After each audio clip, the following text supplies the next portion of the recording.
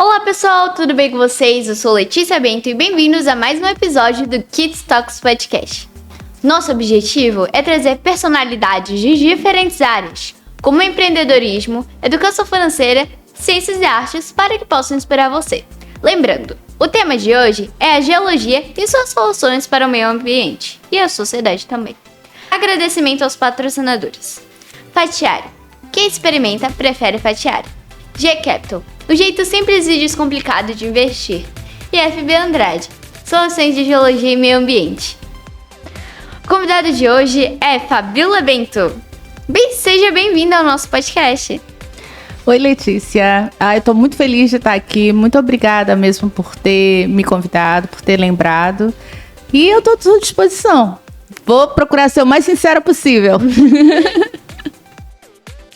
O convidado de hoje é Fabiola Bento, graduada em Geologia pela Universidade Federal do Amazonas, especialista em Planejamento e Gerenciamento de Águas, especialista em Engenharia de Minas e mestre em Geologia Ambiental. Possui ampla experiência em serviços direcionados à gestão do uso de águas subterrâneas, manutenção e construção de poços tubulares, gestão de sistemas de saneamento, recuperação das áreas degradadas e licenciamento ambiental. É CEO desde 2011 da FB Andrade, Soluções em Geologia e Meio Ambiente, que é patrocinadora deste canal. Representante do CREAM do Conselho Estadual de Recursos Hídricos e diretora de comunicação da AGEOMA, Associação dos Geólogos de Manaus. Seja bem-vinda e obrigada por ter aceitado o nosso convite. Eu que agradeço, Letícia. Estou muito feliz de estar aqui. Estou à sua disposição para todas as perguntas. Bom, tem uma pergunta que a gente sempre repete em todos os podcasts, mais ou menos, que é essa pergunta aqui. Todo adulto já foi criança e toda criança já teve um sonho ao ser adulto. O que a Fabiola pensava em ser quando crescesse? Então, eu tenho uma dificuldade com isso.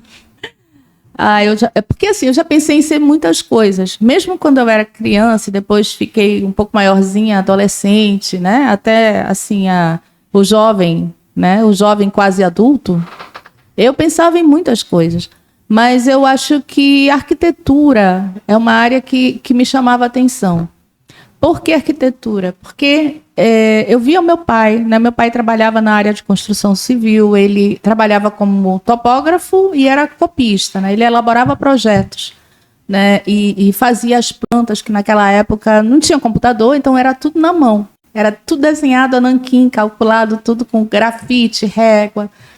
E a gente cresceu, eu e o meu irmão, que é engenheiro, né? Acabou se inspirando e acabou se tornando engenheiro civil. A gente se inspirava nisso, né? Porque participava dessas atividades. A gente ficava muito tempo com o papai no escritório, vendo ele fazer essas coisas. E aí ele falava muito de arte, porque ele gostava muito de ler. E ele falava dos projetos. E aí uma coisa que unia esses dois conceitos aí, né? De desenho e de arte, dentro da área que ele trabalhava, era a arquitetura. Então, por um momento ou dois, mais ou menos, eu pensei em ser arquiteta, sim. Antes de ser geólogo, acho que seria arquiteta. É isso, arquitetura. Mas então, como foi que começou a melhorar a carreira como geóloga? Como é que a senhora conseguiu meio que... não vou ser mais arquiteta, agora vou ser geóloga? É uma boa pergunta. Como é que eu migrei de uma coisa para outra, né? A geologia porque é tão diferente. É diferente. Foi assim, na verdade tem uma explicação muito simples para isso. Foi o seguinte, né? Quando eu fiz 17 anos, né? 16, com 15 a gente já começa a pensar no que vai ser com mais seriedade, né? Que faculdade fazer, aonde, o que tem que estudar. E eu fiz o vestibular de 16 para 17.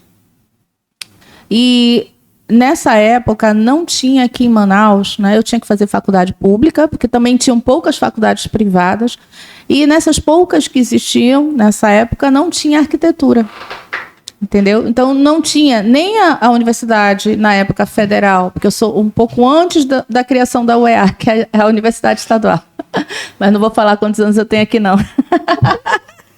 Mas, assim, um pouquinho antes eu sou de um pouquinho antes da UEA, né? Do vestibular da UEA. Então, não tinha, de fato, a arquitetura sendo ofertada, certo? Para que a gente pudesse concorrer a uma vaga para fazer a faculdade pública.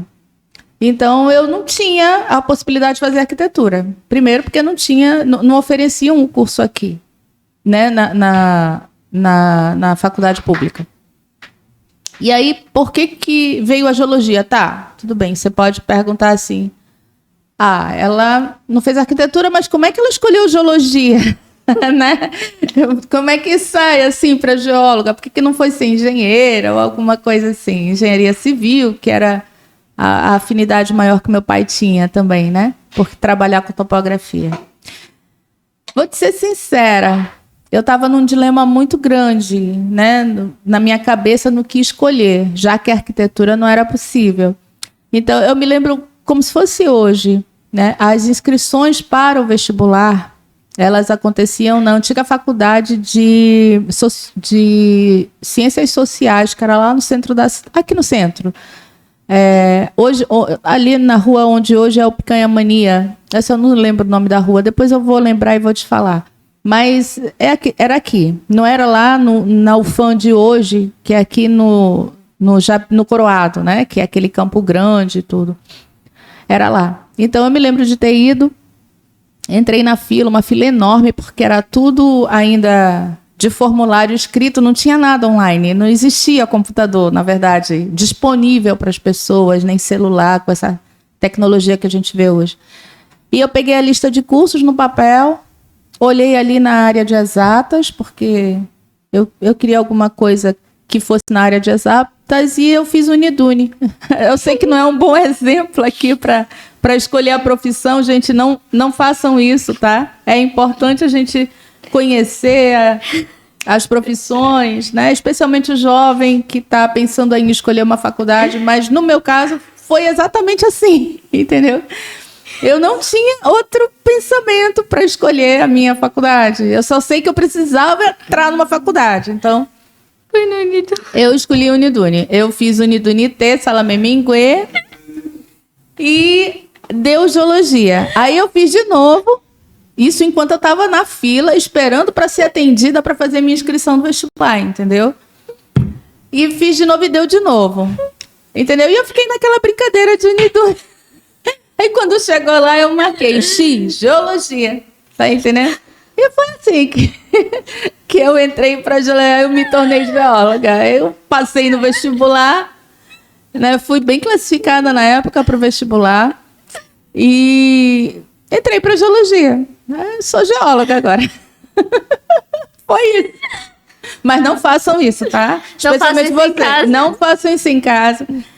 Pesquisem as profissões, né? Verifiquem, chequem. Há tempo de fazer essa checagem. No 2º grau, a gente tem aí 3 anos para checar isso. Eu vejo que fui muito, muito radical na época, assim.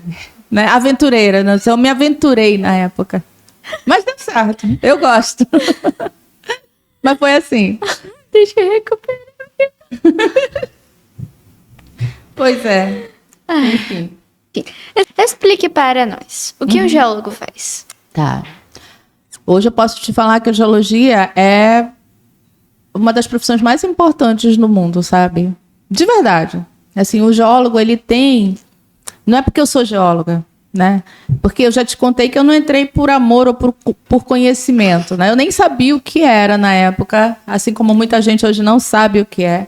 Mas eu me apaixonei pela geologia de uma forma que hoje eu não consigo me ver fazendo outra coisa, né? Eu sou há todos esses anos, eu tenho mais de 20 anos de formada, e eu ainda me emociono muito no estudo da geologia, no dia a dia, exercendo a profissão como geóloga. Você me perguntou o que o geólogo faz. Eu acho que é mais fácil eu te dar uma definição de geologia, né? A geologia é o estudo da Terra. Geo, terra, logia, estudos. Então, a Terra como um todo, ela é composta por vários fenômenos, processos, ela tem integrações, né, do ar, da água, da própria Terra e de dentro da Terra, em subsuperfície. Então, a geologia ela acaba estudando como é que esses sistemas se relacionam.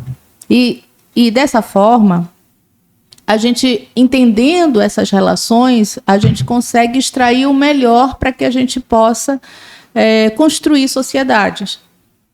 Deixa eu falar de uma forma mais simples. O geólogo, ele faz muita pesquisa, né? E essa pesquisa me ajuda a entender o que aconteceu no passado, o que está acontecendo no presente e o que acontecerá no futuro com o planeta.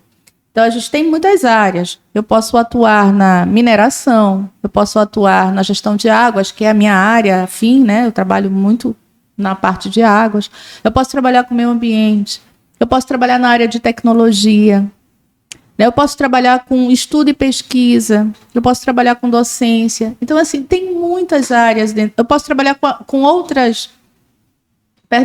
com uma área chamada geotecnia. O que é isso? Que é uma área de afinidade para estudos de terras e sedimentos. Ajuda, por exemplo, os engenheiros civis a terem mais parâmetros para que as construções deles possam estar numa base mais sólida, sabe? Por exemplo, a gente estuda o solo onde vai ser construído um prédio. Entendeu? Então, a gente vê que aquele solo ele tem muita ou pouca resistência mecânica, né, que se ele vai aguentar o peso daquele prédio, por exemplo. Pra, tipo, prever desastres para poder bloquear os desastres. Exatamente. A gente consegue as variáveis, os parâmetros para que outros profissionais, por exemplo, nessa área, possam fazer seus projetos com mais eficiência, entendeu? Então, assim, o geólogo ele é muito útil em muitas áreas de verdade. E agora está se abrindo mais áreas, por exemplo, a parte de drones, de sensoriamento remoto, né, que é essa parte de prever, de mapeamento por satélite, onde a gente faz mapas, vê tendências de áreas, enfim, é muito legal. A geologia ela tem uma diversidade enorme, enorme. Sim, mas agora, falando... Como a geologia pode ser usada para prever futuros desastres naturais? Sem ser os que a senhora estava mencionando anteriormente, que é os de prédios caindo, etc. Mas como que ele pode prever, tipo, a estiagem que teve agora na seca? É uma boa pergunta, né? A gente está tendo um problema bem sério, na realidade, aqui, em função de muitos fenômenos naturais e também da intervenção, né, humana. Mas a geologia, porque assim, em geologia existe um princípio chamado de uniformitarismo. Tá? A geologia ela é cheia, porque assim, a geologia é uma coisa que é uma profissão, é uma ciência que ela faz muita pesquisa, como eu te falei, né? E a gente tem por princípio que o que eu observo hoje, né, é a chave para eu entender o meu passado. Então, o estudo das rochas, o estudo de fósseis, né, o estudo de ambientes naturais, me ajudam a montar esses cenários. Então, quando você me pergunta sobre desastres naturais, né, e pergunta, por exemplo, e a seca agora, que está acontecendo agora, podia ter sido, o geólogo poderia ter previsto isso? Sim. Entendeu? Existem muitos estudos relacionados a isso. Nós temos aqui pelo Serviço Geológico do Brasil, né? E existem pesquisadores na própria Universidade Federal do Amazonas que já apontavam essas tendências, né, de grandes vazantes ou grandes períodos de cheia, né? A vazante é o que está acontecendo agora. A gente já tem um registro histórico disso desde 2010. E já fazem um controle desses fenômenos naturais há muito mais tempo do que 2010. Você entendeu? Então, o geólogo ele consegue, observando esses dados, montar cenários para o futuro. Então, era sim esperado uma vazante, né, de grandes proporções em algum momento. E agora está acontecendo isso. Né? Alguns fatores, não só essa previsão do geólogo, mas alguns fatores também estão contribuindo para isso, né? Tem o fenômeno do El Niño, que também veio com muita força e está começando, e está afetando, está ajudando que essa vazante seja mais extrema do que estava prevista para ser. Mas o geólogo consegue montar esses cenários. Tá? Ele consegue montar esses cenários em relação não só a esse problema, o fenômeno de terras caídas também, né? Esses como se diz, desabamentos de terra que estão acontecendo na orla aqui dos nossos municípios, né, ribeirinhos, isso também mostra uma tendência aí de fenômenos naturais, e o geólogo estuda fenômenos naturais.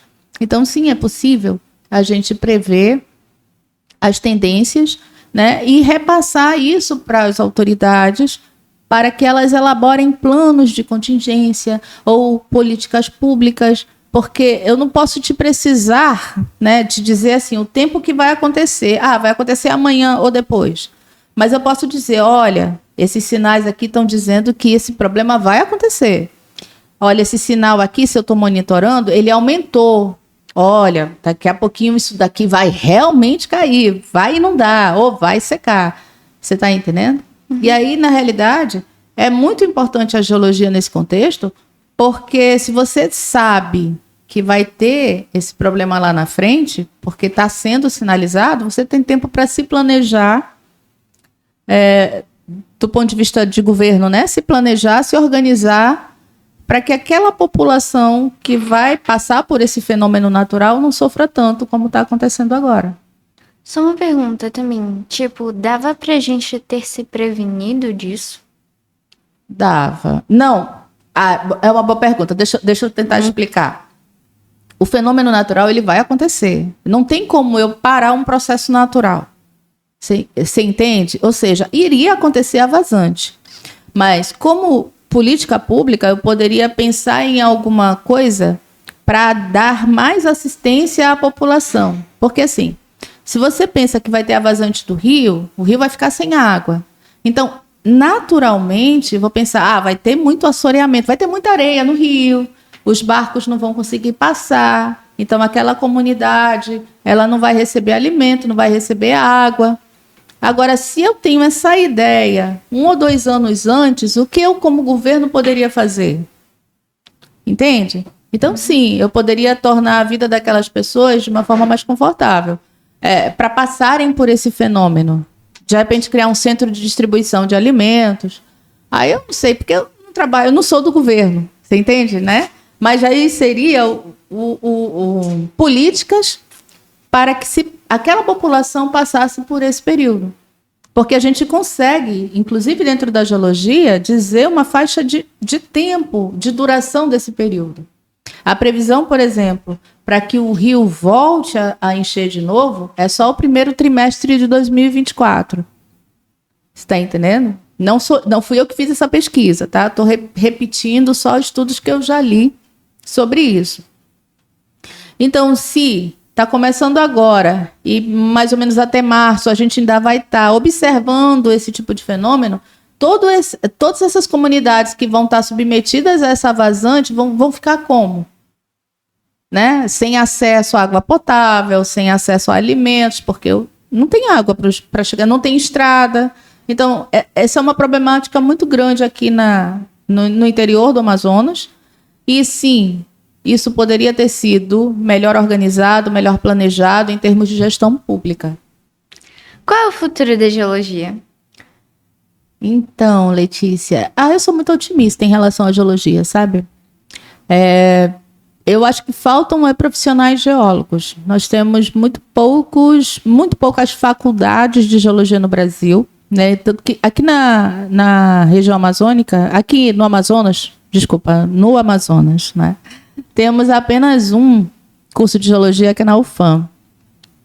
E eu acredito que ele sempre vai ser um profissional necessário. Então, eu vejo a geologia, assim, com um futuro ainda promissor. Eu acho que o profissional geólogo ele pode se encaixar em muitas áreas, tanto na tecnologia de informação, por exemplo, que agora é a menina dos olhos de todas as sociedades, né? Tudo é computador ou é aplicativo, né? Mas o geólogo ele é necessário. né? Se eu for, por exemplo, desenvolver um aplicativo para gestão de águas, né, para fazer o controle ali da quantidade de água da minha empresa que consome, o meu processo produtivo, eu vou precisar de um geólogo, porque essa água está vindo de um processo natural. E se envolve a natureza nos seus processos, né, água, solo, ar, o geólogo ele é necessário, porque ele entende esses fenômenos, entendeu? Ele sabe montar cenários, ele quantifica esses recursos. Então, isso é só uma área, né? Mas tem outras áreas que estão crescendo muito e que a geologia também pode ser aplicada, né? Sensoriamento remoto é uma delas, né? Essa parte de mapeamento, a geologia planetária, a gente vê aí a geologia planetária, a gente está explorando agora Marte, está voltando para a Lua. O estudo desses planetas também é feito por geólogos. São geólogos que fazem análise dos meteoritos, são geólogos que ficam buscando os registros das rochas destes planetas para montar os ambientes, né, que eram no passado. São eles que têm a condição de entender o que aconteceu para poder explicar como esses planetas estão hoje, né? A gente está em Marte, a gente está voltando para a Lua, mas pesquisa vários outros corpos, né, no universo, né? Tem a geologia planetária, tem a parte de meio ambiente, né, que cada vez mais é necessária nos estudos de impacto ambiental, onde a geologia ali ela é essencial para entender a hidrografia, né, que é o estudo de como dos rios, né, a hidrografia é o desenho dos rios numa área, entender os solos e as rochas, ver os ambientes, né, que existiam para poder se ter aí soluções de recuperação dessas áreas. Que na minha bio eu coloquei aí que eu também trabalho com recuperação de áreas degradadas, mas é justamente por isso, porque é uma demanda muito forte, né? E que sempre vai existir, porque as sociedades, né, as comunidades, todo dia tem uma empresa vindo ou uma empresa saindo e vai precisar, né, respeitar o meio ambiente. Eu acho que a geologia, ela só precisa... É uma ressalva que eu faço. Ela só precisa estar alinhada sempre com a sustentabilidade, né? Sustentabilidade ambiental, que eu falo. A gente consegue explorar uma área, né? E aí eu estou falando do ponto de vista do geólogo mesmo, né? Fazer a cubagem, por exemplo, na área de mineração de uma mina, né? Montar, né, os processos ali para a exploração daquele recurso mineral.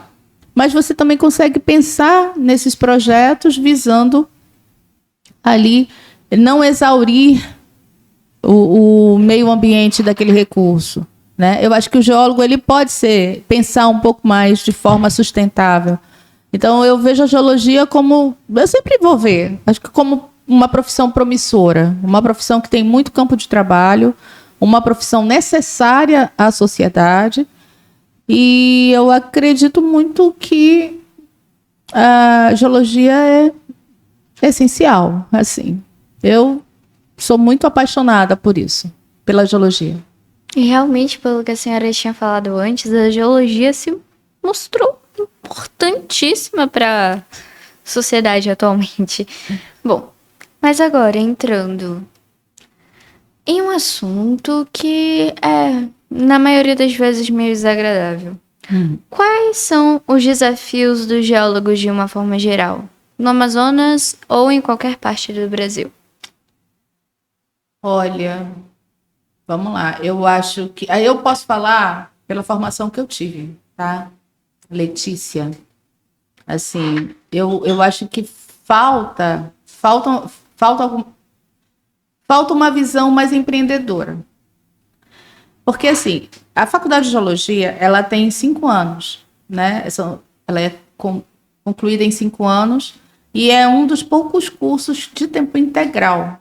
Isso quer dizer o quê? Que você estuda o dia todo. Pelo menos era assim na minha época, né? Eu entrava às 7 da manhã, tinha aula o dia todo. Então, você não consegue trabalhar enquanto está fazendo geologia. Um emprego comum, assim como...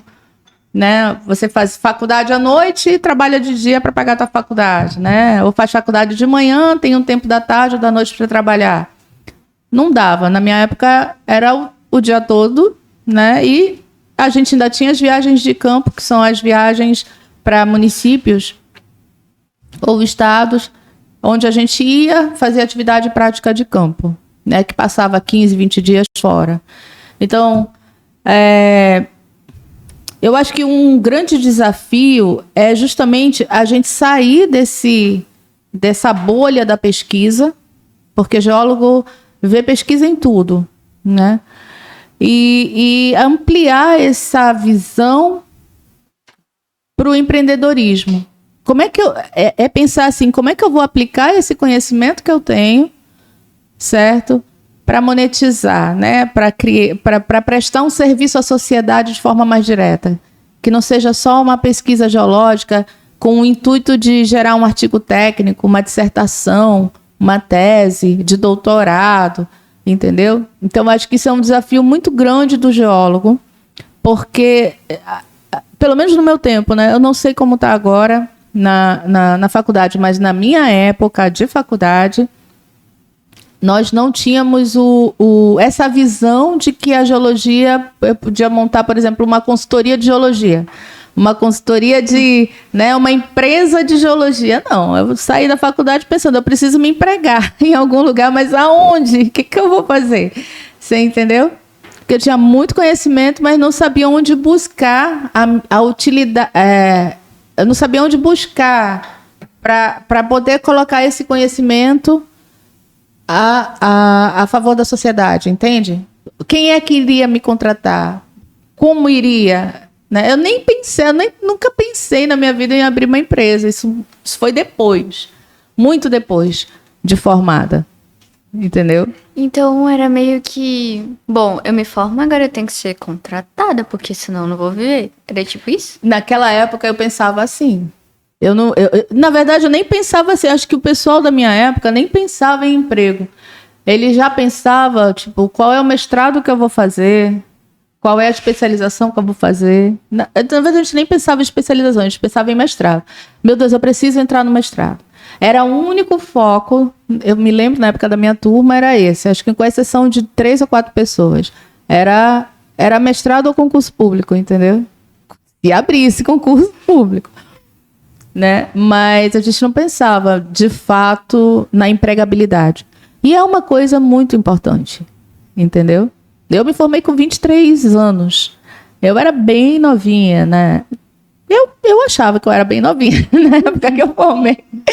Entendeu? E poxa, você tem uma faculdade que foi ralada, 5 anos de tempo integral, mais de 5.000, não sei quantas horas aula, né? E eu vou trabalhar onde? O que eu vou fazer? Me deu uma crise, assim, sabe? Quando eu peguei o meu diploma, porque a gente tem a festa e tudo, e quando eu acordei de manhã com o diploma na mão, eu não ia mais para a faculdade, porque eu tinha uma rotina, né? E aí eu não tinha mais essa rotina, eu me desesperei. Falei, meu Deus, e agora? O que eu vou fazer? Então, acho que um grande desafio do geólogo, nas faculdades de geologia, para o geólogo, é isso. É ele se mostrar, primeiro, a visão empreendedora, que a maior parte dos geólogos realmente não tem, né? E segundo, conseguir demonstrar a aplicação do que a gente estuda, do que a gente aprende dentro do que a sociedade exige, entendeu? A gente conseguir mostrar essas coisas. É isso. Pode nos contar sobre o momento que a senhora foi professora? Eu nem coloquei na minha bio isso, né? Mas eu fui. Eu fui professora. E pior que nem foi um momento pequeno, foram 10 anos da minha vida. Minha idade. Mas eu continuava trabalhando como geóloga. Foi o seguinte, vou explicar. A docência veio na minha vida, né, ela iniciou como uma necessidade, de verdade. Porque eu engravidei na época, né? E aí eu não podia mais participar de atividades de campo. Foi uma gravidez complicada do ponto de vista da minha saúde, já tinha uma certa idade, então eu optei por ir para a sala de aula, porque seria uma atividade mais calma, né? Eu achava que ia ser mais calma. Mas, enfim, foi maravilhoso. Eu tive 10 anos na docência, né? Eu dava aula para cursos da engenharia civil, né, na área de mecânica de solos, na área de hidrologia, na área de trabalhos de conclusão de curso, né, estágio. Dei aulas para o pessoal de petróleo. Na época tinha um curso que era... Meu Deus, como era, meu Deus? Tecnologia do petróleo, alguma coisa assim. Tecnologia do petróleo, tipo... Tecnologia do petróleo e gás. Obrigada, produção. Tecnologia do petróleo e gás. Eu fui professora há muitos anos, acompanhava os projetos integradores desses cursos. Dei aula também para cursos de engenharia ambiental, na área de recuperação de áreas degradadas, legislação ambiental. Então, assim, eu sempre gostei, na verdade. Acho que... Mas sabe por quê, Letícia? Porque toda vez que eu dava uma aula, eu também estava estudando. Entende?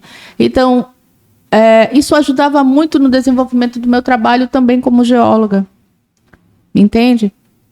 Quando uma empresa vem e me pede uma avaliação, por exemplo, da hídrica, uma avaliação da qualidade da água, ou da quantidade da água que ela precisa consumir, né, do poço tubular que ela tem, eu preciso estudar para poder dar esse conteúdo para essa empresa, entende? E eu dando aula o tempo todo eu estou estudando.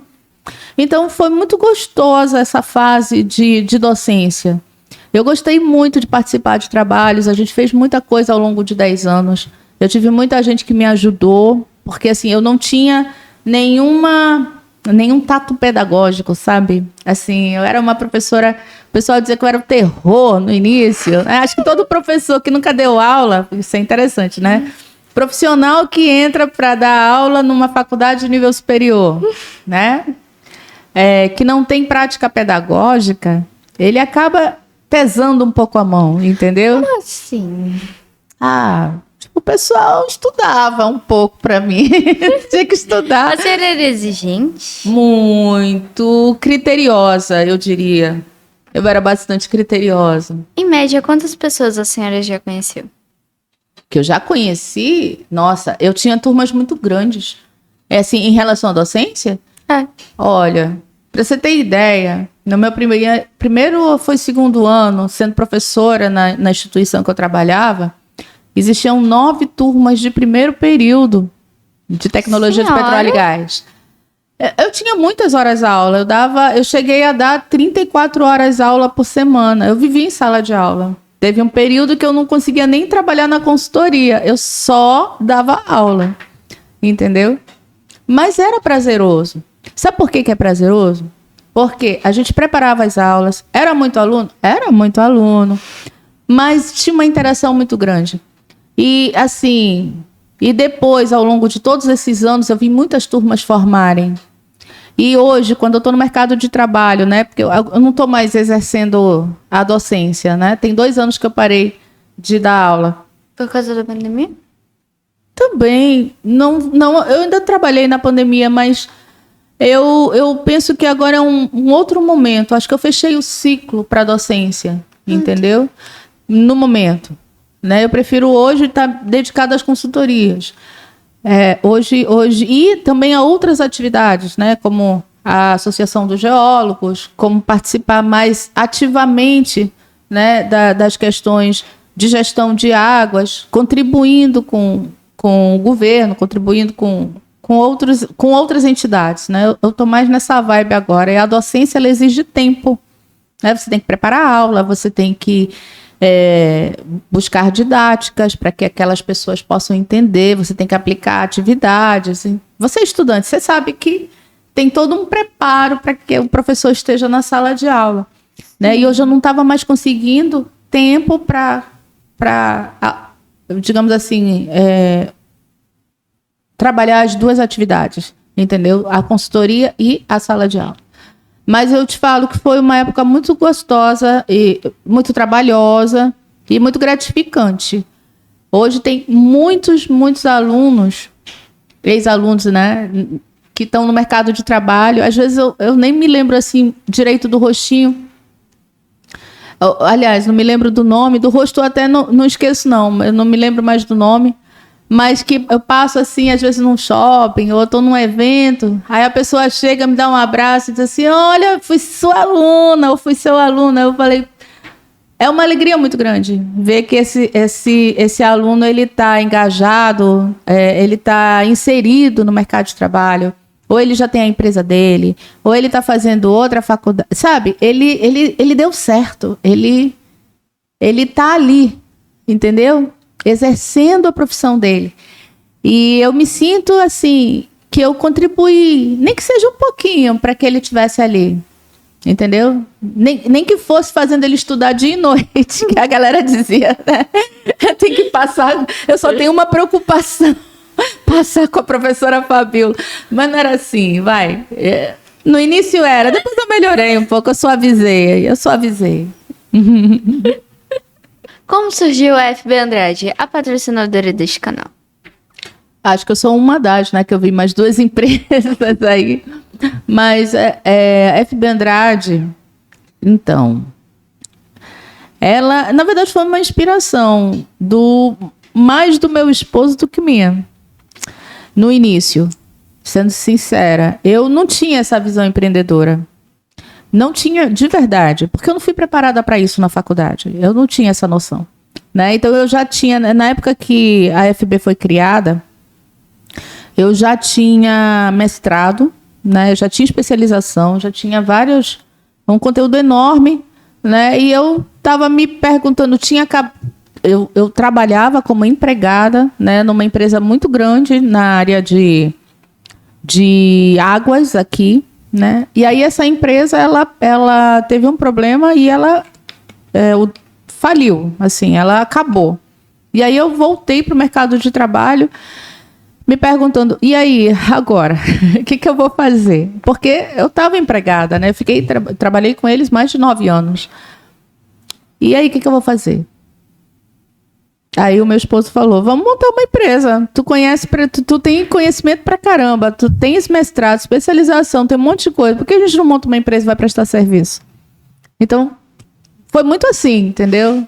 A necessidade que fez a pessoa, pois é, a necessidade de assim, como vou ganhar dinheiro não estando empregada? Foi essa a pergunta, entendeu? E a FB saiu dessa como resposta para essa pergunta. É isso. E está aí até hoje, graças a Deus. Desde 2011 que a gente está aí no mercado prestando serviço. Quais foram os principais desafios de ter uma empresa de geologia e meio ambiente no cenário amazônico? Uma boa pergunta, Letícia. É uma boa pergunta, são tantos desafios. Tem os desafios normais, assim, vou falar normais. Porque, assim, você se organizar como uma prestadora de serviços, né, sendo uma empresa, você precisa fazer alguns ritos administrativos, né? E isso é chato, né? O desafio, por exemplo, de você não ter... normalmente o profissional geólogo, ele não é, de verdade, preparado para ter uma empresa. Entende? Ele não sai da faculdade, pelo menos na minha época, né? Eu não saí da faculdade com essa visão, né? E aí, por exemplo, quando a gente começou a empresa, eu não tinha noção de controle de nota fiscal, de manter certidões atualizadas, né? Da necessidade de fazer registros nos órgãos.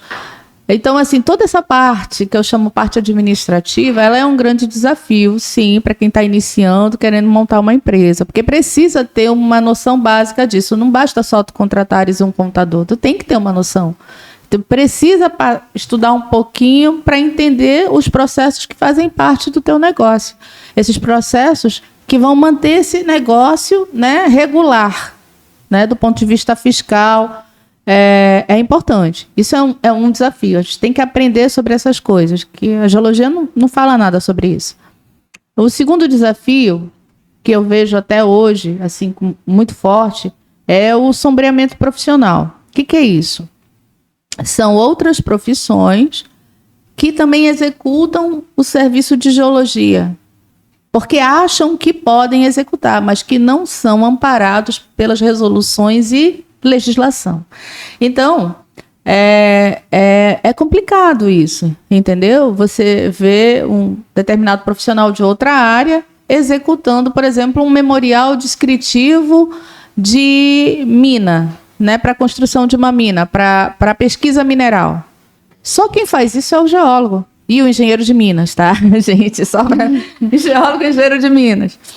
É porque aqui não tem faculdade de engenharia de minas, aqui no Amazonas. Então, eu tendo a falar só geólogo, mas o engenheiro de minas também pode. Então, mas você vê esse tipo de documento de outros profissionais, complicado, entendeu? O CREA, ele é o Conselho Regional de Engenharia e Agronomia.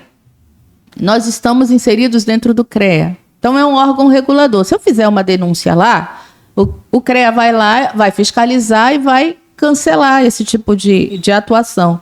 Mas eu tenho que provocar, eu tenho que fazer a denúncia. E nem sempre eu vou saber que essas coisas estão acontecendo. Mas elas acontecem, entendeu? Então, o sombreamento profissional, ele é um desafio, sabe? O terceiro desafio, talvez seja o mais importante, é a sociedade entender o papel do geólogo. É as pessoas saberem o que o geólogo faz, que determinados produtos são de competência do geólogo. Porque tem muita gente que, tipo, confunde geólogo com, se eu não me engano, arqueólogo. Ah, confundem. Nossa, eu faço tudo menos geologia. Eu sou arqueóloga, eu sou geógrafa, eu sou meteorologista. Não, se bem que meteorologista nem tanto, mas assim, com geografia e com arqueologia, confundem bastante, entendeu?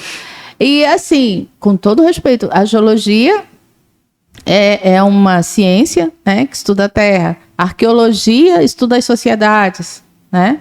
E a geografia, ela É uma tem... matéria da escola. Não, ela é uma faculdade também, mas é uma disciplina escolar, né, básica, né? Mas ela também, né? Ela é o desenho da Terra, digamos. Ela tem um componente que estuda também sociedades. Não é só a geografia física. A geografia ela também tem outros estudos, mas a geologia ela é mais voltada realmente para o estudo da natureza, sabe? E suas interações. A litosfera, que é o estudo da Terra, né? A hidrosfera, que é toda a superfície da água, tanto as águas de oceanos, mares, rios, como as águas internas, que são as águas subterrâneas. E eu tenho a atmosfera, né? Então, a integração entre a litosfera, que é onde a gente está pisando, né? A nossa superfície e subsuperfície. A hidrosfera e a atmosfera é o campo da geologia. Você entendeu? A gente não tem componentes sociais. Eu não estudo as sociedades, como aquela civilização se formou, Que é de o onde que entra veio em história. aquele... Tipo a Mesopotâmia. Não. Eu não estudo nada vivo. Nada vivo. Até na paleontologia, que é uma das áreas da geologia, né, que é vista na geologia, pelo menos na minha época era uma das disciplinas do básico, a gente está estudando aquele organismo ali, mas ele já morreu há muito tempo, pelo menos há mais de 10 mil anos, entendeu? Então tá tudo morto mesmo. A geologia não estuda nada vivo, não. Então é muito diferente. Tá, mas só o que é subsolo e subsolo? É assim, superfície, que é onde a gente está pisando, né? E abaixo da superfície eu tenho O subsolo. subsolo, né? Que é aquele lá de estacionamento. A subsuperfície. Aí a gente tem que imaginar assim, o nosso planeta... Opa, peraí. Nosso planeta é que nem já conhece cebola, sabe o que é uma cebola? Sei o que é uma cebola. Você sabe o que é uma cebola. Então, se você descascar uma cebola, você vai perceber que ela sai várias casquinhas, não é? Uhum. O nosso planeta, ele é uma cebola, entendeu? É sério. Quando eu olho, se eu imaginar o nosso planeta, certo? Sem toda a água da superfície, sem toda a atmosfera, eu posso descascar essa superfície, que é onde a gente está pisando, em algumas camadas, que são os mantos, né? Superior e inferior, e depois o núcleo... E tem outras coisas até eu chegar no núcleo do nosso planeta, entendeu? Então, são várias camadinhas. Então, a geologia, ela estuda tudo isso. É bem legal. Eu gosto, é muito divertido de explicar. Enfim. Quais são os projetos para o futuro da FB e a carreira? Então, a gente está numa fase de reorganização. Eu acho muito interessante. Hoje a gente faz o quê? A gente trabalha com gestão de águas, né? Com gestão de águas subterrâneas. Esse é o nosso principal foco, né? Estudos hidrogeológicos, né? Toda a parte de quantificação de reservas aquíferas, né? Cálculos de vazão de produção, enfim. Então, é uma atividade muito focada, por exemplo, pelas empresas, porque muitas delas têm um recurso principal, usam a água como matéria-prima. Então, não pode faltar água, né? Mas a gente pensa também em expandir agora uma parte para treinamentos, uma parte para cursos em EAD, por exemplo, né? Porque eu tenho aí essa experiência de 10 anos na docência, né?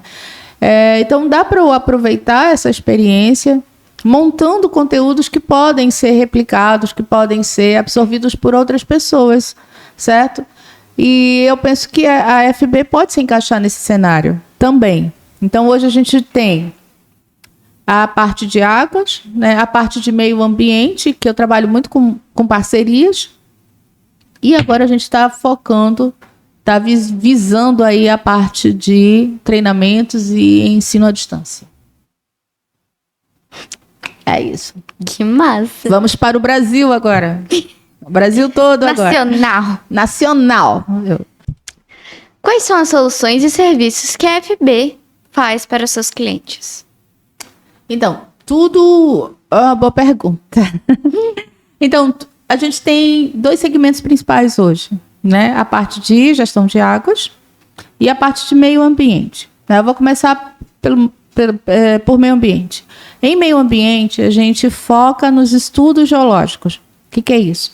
Normalmente, nós somos acionados nos estudos de impacto ambiental.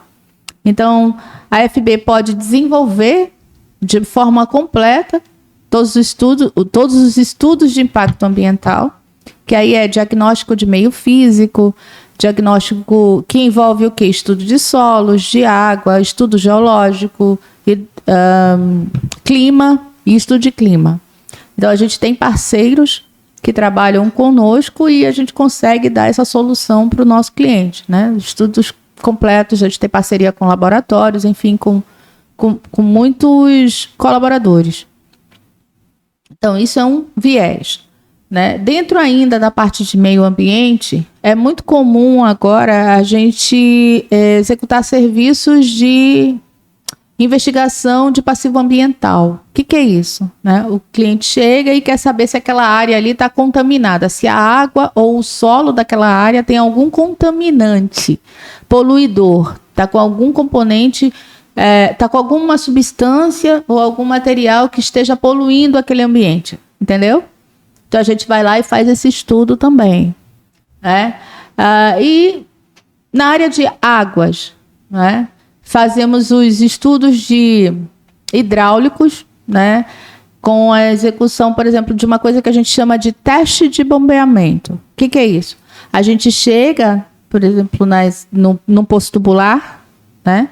E verifica qual é a capacidade máxima dele de produção, por quanto tempo ele vai continuar produzindo daquela forma, qual é a melhor forma dele daquele cliente tirar aquela água gastando menos energia, entendeu? Qual é o regime, quantas horas aquela bomba submersa, aquele poço tubular pode ficar funcionando, entendeu? Aquela bomba submersa que está dentro daquele poço é a mais adequada para aquele poço? Será que está gastando muita energia?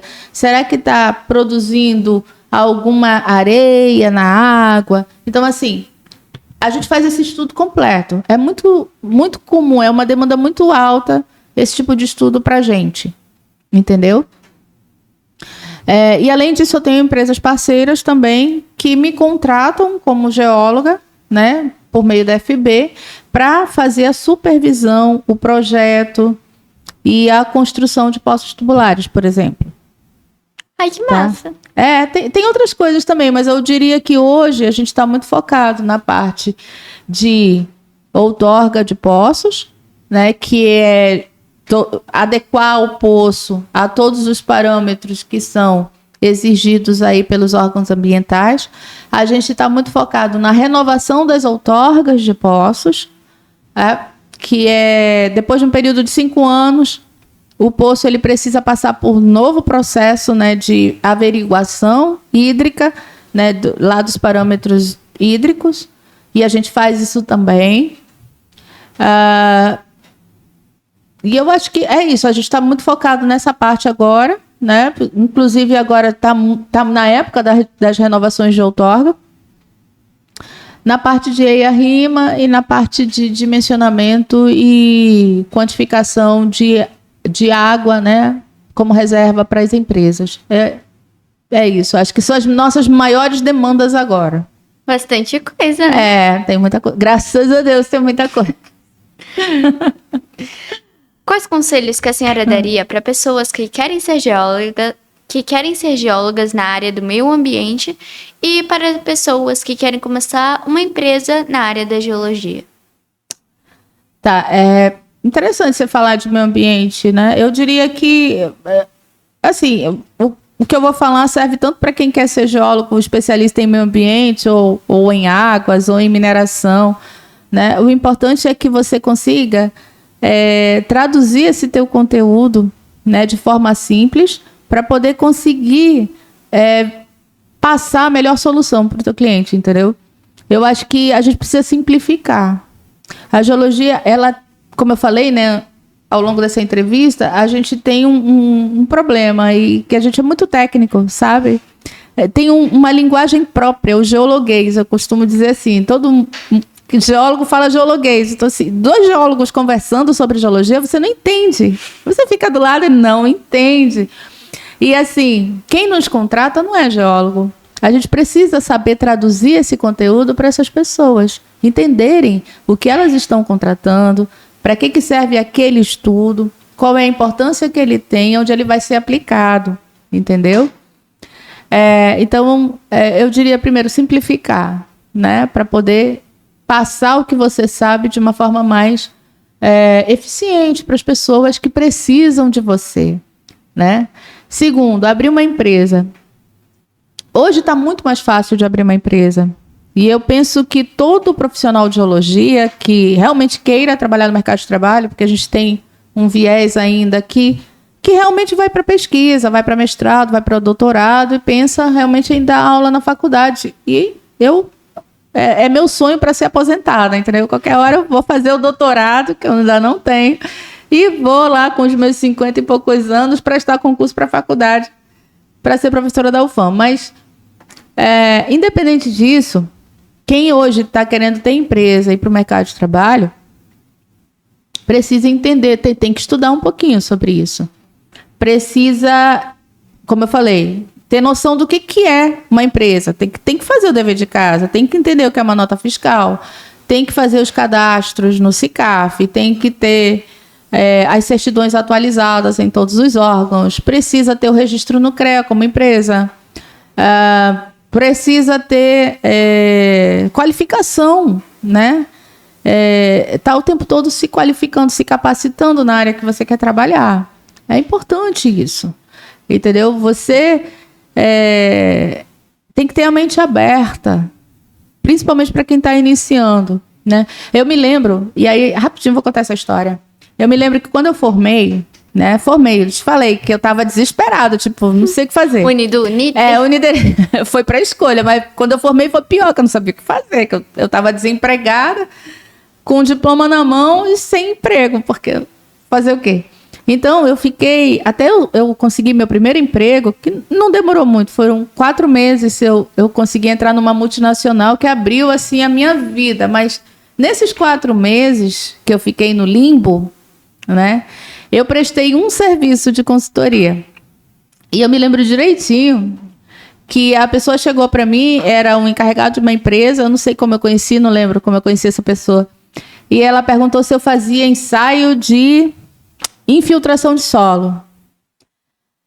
Eu olhei para essa pessoa e disse assim: faço sim, vou lhe encaminhar a proposta.